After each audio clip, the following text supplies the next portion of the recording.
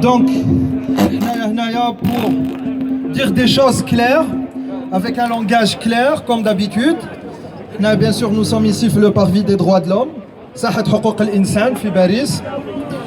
هذا المكان رمزي جدا, c'est un lieu très symbolique parce que il y a plusieurs éléments qui convergent et qui font écho à l'Algérie. Tout d'abord, bien sûr, la Tour Eiffel, parce que l'acier avec lequel la Tour Eiffel est construite, c'est l'acier algérien, tout d'abord. Donc, il y a un côté algérien dans la Tour Eiffel. On peut la revendiquer. Non, c'est une plaisanterie. Mais en tout cas aussi, c'est le parvis des droits de l'homme. C'est là où nos valeureux martyrs des révoltes populaires sont tombés en martyrs sur le champ de l'honneur. Et le régime algérien a voulu instrumentaliser le fait de rapatrier leurs dépouilles. Malheureusement, c'est pas aussi facile parce que ce sont des valeureux gens d'une grande sagesse qui ont lutté sur le sol de leur pays et qui sont morts sur le sol de leur pays et qui sont morts pour leur pays. On ne comprend pas qu'est-ce qu'ils venaient faire ici pendant plus d'un siècle et demi. D'autant plus que leurs dépouilles étaient mutilées. Un crâne frappé d'un numéro, d'un matricule. C'est pas facile, c'est pas tenez, on vous donne ça et c'est fini, il n'y a plus d'histoire. Parce que ce régime, le régime des militaires, des généraux sécuritaires, des dictateurs, de la police politique, il essaye de nous vendre ça comme un exploit historique. Or, on a vu le discours de Tebboune, on a vu la réponse de Macron, c'est-à-dire c'était un peu le deal, voilà, prenez le passé, nous on prend le présent et le futur, c'est-à-dire les Algériens prennent une dépouille comme ça, et pour la France, le présent et le futur, donc on nous apprend qu'il y a 450 sociétés dont on ne sait pas d'où elles sortent. En tout cas, il y a de la machination, il y a de l'instrumentalisation. En tout cas, nous ici aussi, on est là pour dire que ça ne marche plus.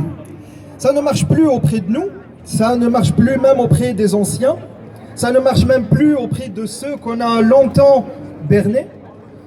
Et que nous avons quelque chose de très clair à dire, qui est qu'on veut un État civil, fait par les civils, transmis entre civils, et tout ça pour qui ? Pour les générations futures de civils. Et donc, on ne veut plus de régime militaire. Le régime de la police politique n'a plus lieu d'être. Vous avez ici des jeunes gens, tous algériens, tous jeunes, de tous bords, de tous genres. Il y a des femmes, il y a des jeunes, il y a des femmes âgées, des hommes âgés, des jeunes, des moins jeunes, qui payent pourquoi ? Il y a même des mineurs en prison. 9, 12 ans en prison. Combien c'est bas. Et pourquoi ? Parce qu'ils ont exprimé un avis. Parce qu'ils veulent un état civil. Ils le payent cher. Un post sur Facebook en Algérie, faudrait-il que vous le sachiez ? Vous le sachiez de toute façon, mais pour les autres. Un post sur Facebook, c'est 18 mois de prison. C'est aussi rocambolesque que ça. Mais en tout cas aussi, on est là pour défendre la liberté d'expression des journalistes qui sont incarcérés. Et nous avons essayé de les faire revenir. C'est difficile de faire revenir Khaled Drarni parce qu'il est en prison. Mais on va essayer de le faire quand même. J'invite Khaled Drarni à venir.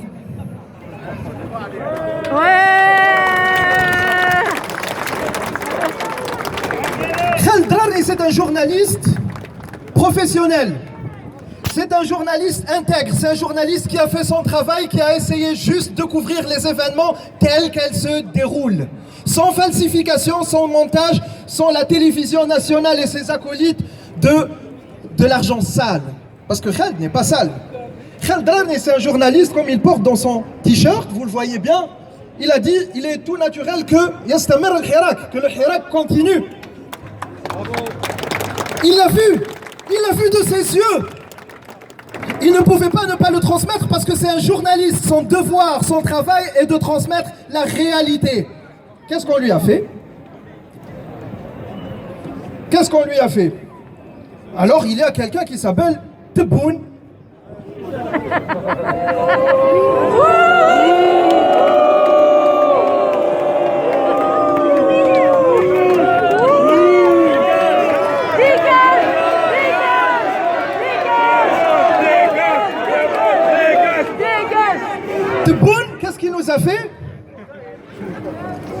Eh ben Tebboune, il ligote. Il empêche l'expression, Tebboune.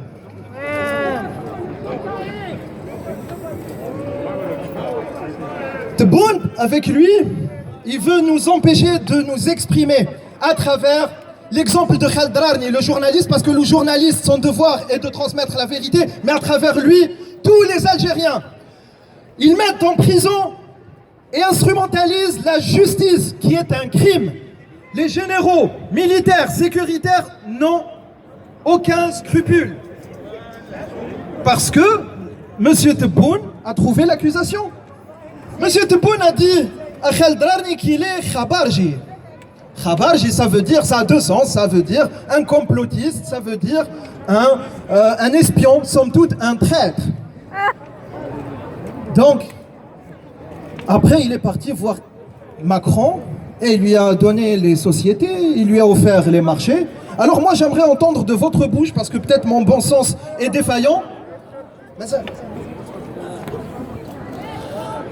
parce que je ne sais pas qui est le Khabarji. Selon vous, le Khabarji, est-ce que c'est Khaled Drarni ou c'est Tebboune? J'entends pas bien. Monsieur Tebboune, c'est vous le Khabarji, monsieur Tebboune. On vous le dit en face. C'est vous. Mais bon, Tebboune, c'est quoi? Après tout, Tebboune, c'est une poupée fantoche. Marionnette. C'est quelqu'un qui est mis. C'est quelqu'un qui n'est pas venu avec la volonté populaire. Est-ce que vous avez voté pour Tebboune? Ah bon?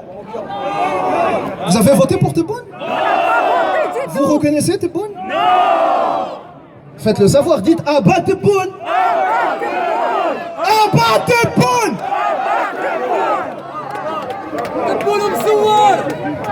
Mais comme il est expert en mensonges, donc il est manipulé par quelqu'un d'autre. Alors je vous demande d'admirer et d'accueillir Chengriha.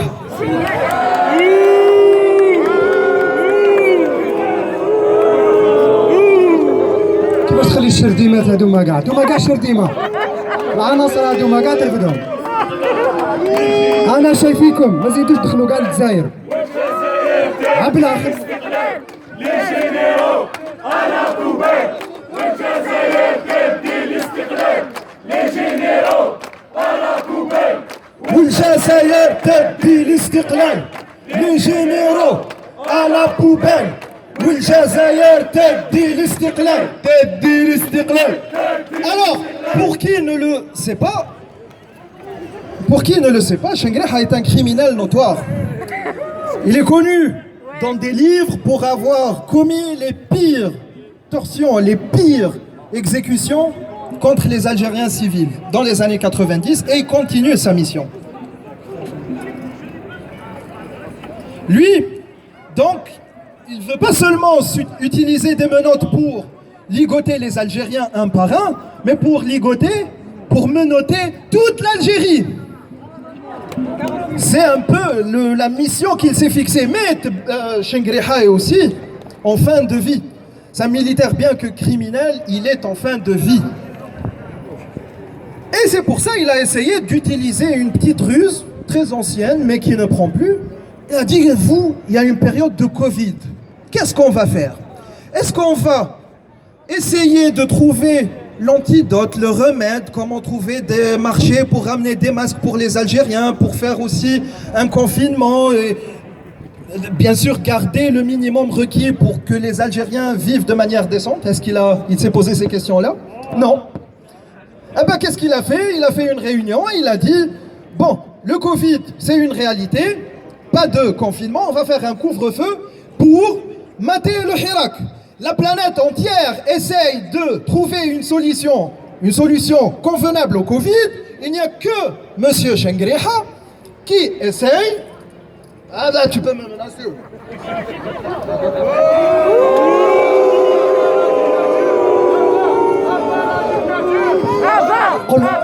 قول لهم كيف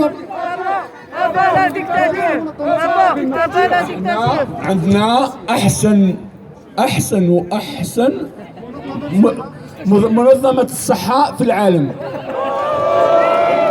وخاصة في افريقيا. انا سمحوا لي حبيت نجبد روحي ولكن هذا الشنقريحه دوك ندير لك لافير تاع الكوكايين ها دوك جبت لك وليدك سمعتوا انا فوت عليا الشعب داو كاع بعطيهم زروقه انا حبيت نجبد روحي بصح الشنقريحه قال لي لو كان تطلق روحك رد وليدك الحبس تبون الكوكايين تبون الكوكايين تبون الكوكايين تبون الكوكايين تبون الكوكايين. Mais alors, est-ce que vous pensez aussi que Shengreha agit de son chef, c'est-à-dire de lui-même? Ah, il se trouve que nous sommes bien placés pour savoir que ça vient de plus haut. Nous sommes ici aussi pour dire que la France est responsable de ce qui se passe en Algérie parce que la France appartient à l'axe du mal et qu'elle soutient des dictateurs dans toute la région du Proche-Orient et du Nord africain. Et ça, faut le dire haut et fort que c'est inacceptable, faut le crier sans répit. Est-ce que vous êtes d'accord? Oui! La France complice, généraux, assassins, Macron, complice, généraux, assassins, Macron, complice, généraux, assassins, complice. Accueillons Macron. Oh, attends.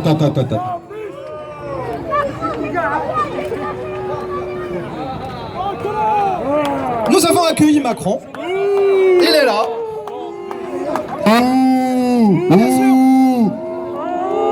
Macron, faut dire aussi qu'il est secondé par quelqu'un d'autre, qui est Le Drian, son premier ministre, qui est plus un chef de guerre, un ancien ministre de la Défense, plus qu'un chef de la diplomatie, d'un ministre des Affaires étrangères. Bon, leur mission qui se sont fixées à l'international est d'avorter toutes les révoltes populaires pacifiques et d'empêcher les libertés dans les pays du Sud, c'est-à-dire le Nord-Africain, c'est-à-dire les pays du Maghreb ne doivent pas être libres, ils doivent être commandés par des dictateurs fantoches. C'est la mission qu'ils se sont offerts et c'est pour ça qu'on leur dit vous faites fausse route. Vous le faites déjà en Tunisie, vous le faites déjà en Libye et vous êtes en train de payer parce que tout ce qu'ils ont construit avec un putschiste bas en Libye qui s'appelle Khalifa Haftar, tout ce qu'ils ont construit pendant 4 ans, s'est déchiré, s'est vu volatilisé en 4 mois. Donc vous êtes, Monsieur Le Drian, Monsieur Macron, vous êtes en train d'opter pour les mauvais choix. Laissez les peuples s'émanciper, laissez les peuples se débarrasser de ces dictateurs qui ne valent rien. Parce que de toute façon, nous sommes décidés, autant qu'Algériens, tous sans distinction, ni d'ethnie, ni d'idéologie, à avoir notre liberté. Nous voulons notre liberté et un peuple qui veut sa liberté, aucune force ne peut l'arrêter.